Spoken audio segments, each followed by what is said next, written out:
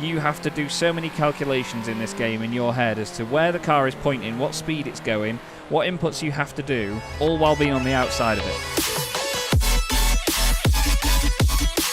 Hello everybody, welcome to Chaz Draycott Media and welcome to another episode of Circuit Superstars. I absolutely love this soundtrack, honestly. I get such a buzz from doing just an intro with this music behind me. Interesting subject for today's video actually. I've had a few people watch my Circuit Superstars videos, and to those of you that have, thank you. I've had a few people ask me how I drive because I always put down my skill in this game and how quick I am. I mean, my rankings don't really say anything, even online there's an error. Whoa, as I say that, it's disappeared. That's weird. I've been asked how I drive on this game and how I'm quick, because apparently I make it look easy. But to be honest, I think people have been watching the wrong videos. And we're going to go into free play and just do a couple of laps in the... I did decide this earlier on what car we're going to use. We're going to go in the Super Lights, because it's not the fastest car in the game, but it's sort of in that middle ground. We're not going to have any AI or anything. Actually, what am I doing? No, we'll just go and practice. Sorry. We'll go to somewhere like... The first circuit I think I did in the game was Copperwood. Let's go to Copperwood GP, and we'll choose the Super Lights, the Feather as it is, and I'm just going to do a few laps and I'm going to show you just how I would approach certain corners of the circuit. Now, please do forgive me for how garish this thing is, but... So I did have this graphic sort of down here a little bit... No, if I point that way... I used to have it down there, a little bit smaller, but when I move these sticks, you can see them on your screen here, hopefully, if I move the sticks like this. Fingers crossed you'll be able to get some sort of reference from that. I would use the triggers, which fade on and off, so you can see that I can have a bit of a smooth input. Now you'll notice, instantly, one of the things about this game that you have to learn is the fact that when you're coming towards yourself, obviously you have to point in the opposite direction, you have to turn the car the opposite way. It sounds really patronising for me to explain that, but honestly, the amount of people that have said that they can't deal with that, I mean, it's a fundamental part of the game, I'm afraid. It is something you're going to have to get used to. The way that these cars behave, I mean, if I flick these stick fully to the right, the car's sort of... its body rotates before it actually starts turning, if that makes sense. So it suddenly doesn't always go in the direction it points. The cars have a tendency to drift a lot in this game. And you have to think about the momentum on corner exit.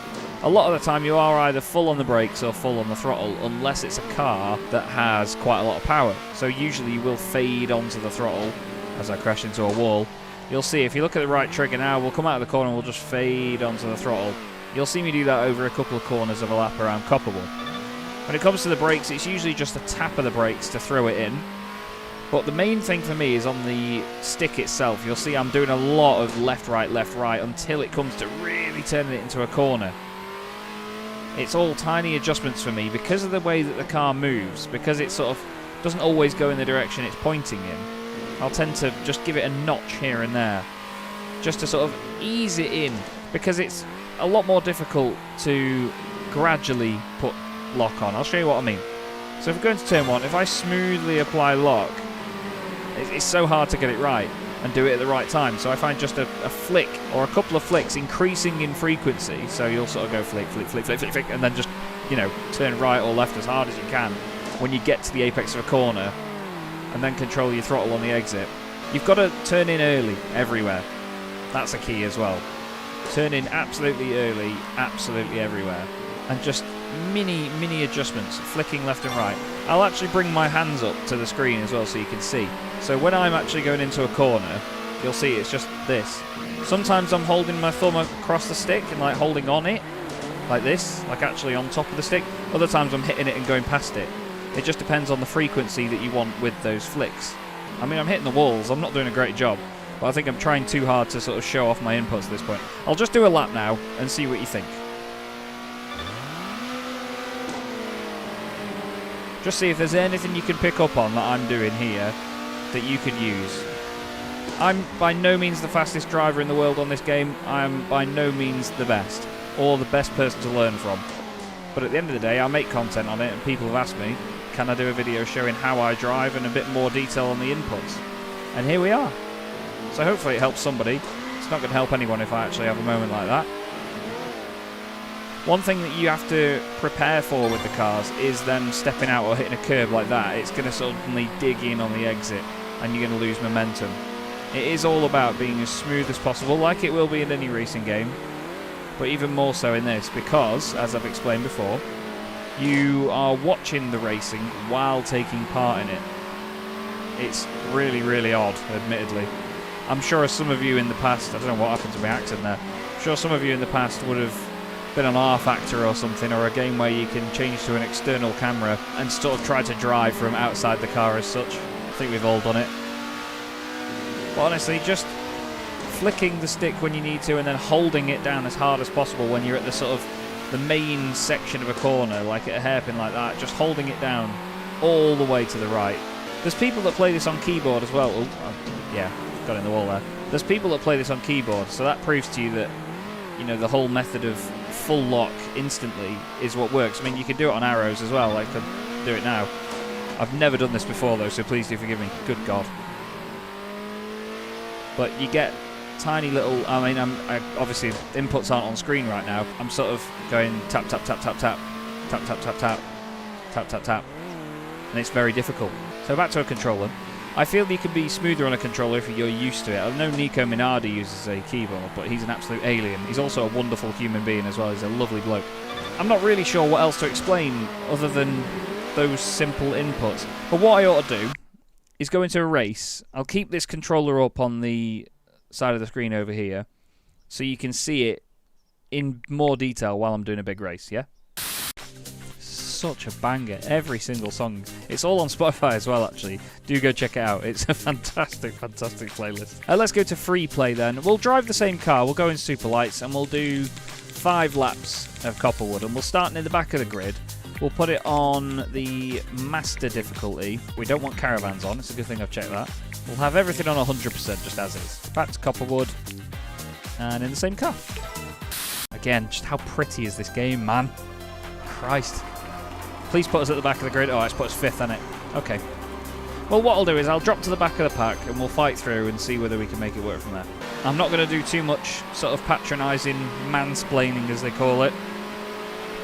I'll just drive and see if there's anything that you can pick up on.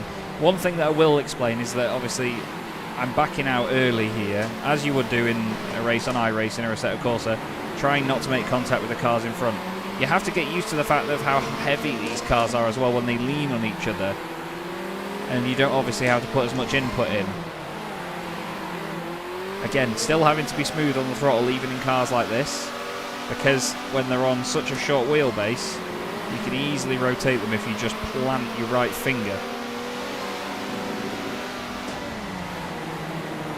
Trying not to lean on him too much there.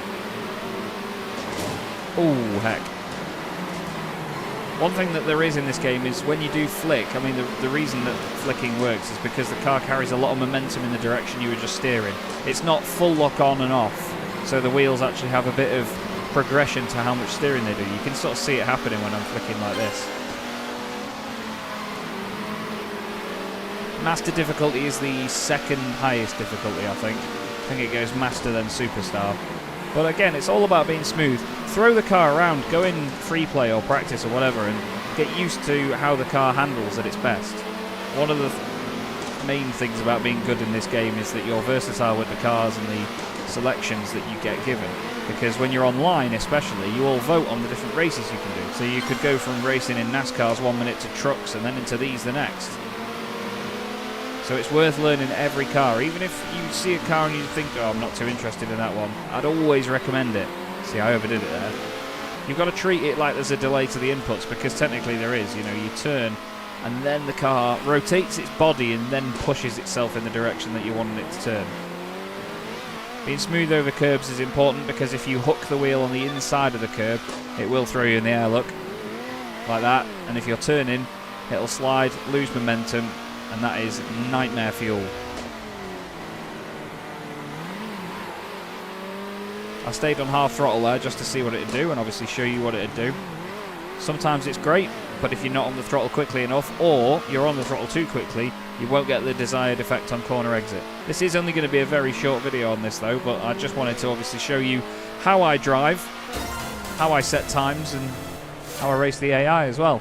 I'll give you a bit of a, I don't know, it's not a learning tool, but what we'll do, we'll set a bit of a benchmark here so that you can come back to this and compare to my times and what I'm doing. Let's go back to practice. A car that's got quite a bit of power that's difficult to... Well, not difficult. It's not the easiest one to drive is actually the GT car, the Panther. So if I'll set a time round here at Copperwood and then see whether you could beat that. So ease your way up to it. We'll go for a slow one to begin with. Obviously there's no gears to worry about in this game, so you don't have to get into sort of the right gear at the right time. The Panther's a very stable car, it has to be said, and it handles beautifully. It really does chuck itself in. It's probably one of the best cars to learn in, actually, because it's got a lot of power, so you can overdo it. So look, if I just plant my foot now, it starts to slide slightly if I'm completely ragging it. But again, look, just left and right on that stick, just straightening it, just keeping it as smooth as possible. It may not look that smooth when you see the inputs, but when you actually watch the car on the circuit, you'll see it sort of notching. That's a good word for it, I'd say. It's notching its way to where I want it to point. Just a blip of the brakes in most cases. There's only really tight hairpins on some circuits where you have to properly brake. Also, I've not actually spoken about this yet, but one of the things is your peripheral vision. I'm looking at the car the whole time. I'm not looking at the corners. I'm looking at the car when I'm doing this. I'm not looking ahead of me where the corners are coming. I'm literally staring at that car itself, which is why I've missed that corner. But for real, I'm looking at the car, because at the end of the day I'm controlling that machine and my inputs are to react to what that car is doing. The corners and the graphics of this game are bright enough that you can see them out of your peripheral vision, or you should be able to. And obviously if you can't, then I'm sorry if I seem insensitive in saying that, but I literally just stare at the car. Difficult track though, Copperwood, a lot of tricky corners, especially this last bit here. You can gain a lot by just having a good run off the curb at the end. It's very easy to get distracted by Ghost in this game as well. But see there, look, I was smooth on the throttle. Even though I was on a tighter line, I got a better run out of the corner. Hopped over the curb, clipped the grass, lost pace. There's so many little elements that can really ruin a race for you. Again, hitting the curb there, losing me time because of the way that the car bounces. That'll be the time. It's a 27.633. So hopefully having the controls over yonder has helped out, and hopefully this video helps out as well. It's not the most difficult game in the world, but obviously there's a lot of things to get used to, because it's not the same as sitting behind a wheel and, being at the wheel of the car and seeing exactly where it's pointed. You have to do so many calculations in this game in your head as to where the car is pointing, what speed it's going, what inputs you have to do, all while being on the outside of it. You've never got a direct line of sight to where the car is pointing, so it is tough. But honestly, go and give it a go, see whether you can beat that time. I really hope this video has helped some of you and answered a couple of questions either way. I know it's a very simple one. Go and just enjoy the game. It's not all about being fast. There's always AI to race against at all different levels, even online as well. There's a fantastic community of people. Just throw yourself in some races and see what you can learn there as well. As for now though, thanks for watching. I'll see you in the next one.